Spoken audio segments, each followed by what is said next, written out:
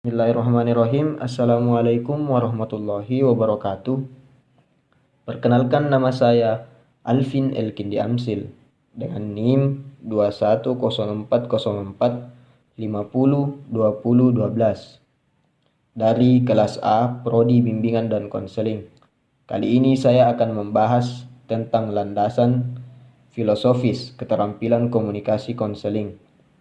Konseling merupakan kegiatan profesional yang melibatkan hubungan antara seorang konselor dengan individu atau sekelompok individu. Konsep umum komunikasi. Komunikasi merupakan salah satu kebutuhan dasar individu yang diperolehnya melalui interaksi dalam lingkungan sosial sebagai sebuah gejala perilaku. Komunikasi dipelajari dan diaplikasikan pada disiplin ilmu psikologi, sosiologi, antropologi, dan konseling. Komunikasi juga dikenal sebagai retorika, di mana ilmu pertama mengenai pernyataan antar manusia yang berkembang di Yunani dan Romawi, kemudian berkembang pada dua arah. Satu arah menuju ke Jerman menjadi publisistik Wissenschaft yang disingkat publisistik, dan arah kedua menuju ke Amerika Serikat yang berwujud menjadi communication science. Yang pertama, komunikasi sebagai modal dasar hubungan interpersonal. Melalui komunikasi, individu mengembangkan diri dan membangun hubungan dengan individu lain ataupun kelompok. Hubungan individu dengan individu lain akan menentukan kualitas hidup individu tersebut yang dimoderatori oleh efektivitas komunikasi yang digunakannya.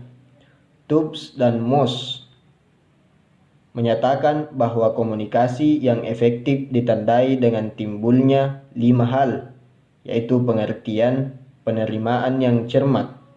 Yang kedua, kesenangan, hubungan yang hangat, akrab, dan menyenangkan. Yang ketiga, mempengaruhi sikap bersifat persuasif. Yang keempat, hubungan yang makin baik. Dan yang kelima, tindakan melahirkan tindakan yang dikehendaki.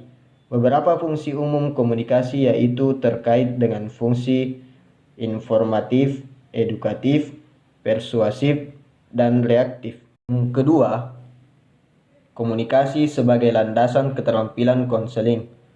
Tujuan utama menggunakan keterampilan konseling adalah untuk membantu konseli mengembangkan keterampilan pribadi dan inner strength atau kekuatan batin, agar mereka dapat menciptakan kebahagiaan di dalam kehidupannya sendiri dan orang lain. Dengan demikian, keterampilan konseling digunakan oleh para konselor profesional untuk membantu individu atau kelompok agar memiliki kemampuan secara mandiri, memberdayakan, dan menolong dirinya sendiri. Hal ini secara langsung berkaitan dengan tujuan akhir proses konseling. Upaya konseli memberdayakan diri dan menolong diri tersebut dapat melalui wujud pengembangan diri maupun upaya melepaskan diri dari permasalahan yang sedang dialaminya. Tujuan utama konseling adalah menolong konseli untuk dapat berubah dalam cara berpikir atau dalam tindakan mereka sehari-hari, sehingga terhindar dari konsekuensi-konsekuensi negatif.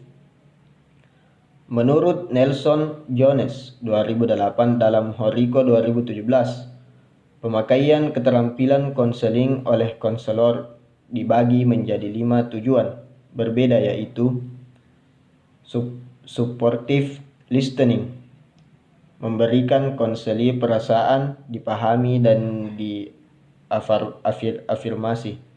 Yang kedua, mengelola situasi bermasalah. Yang ketiga, problem management. Yang keempat, mengubah keterampilan-keterampilan buruk konseli yang menciptakan masalah bagi konseling.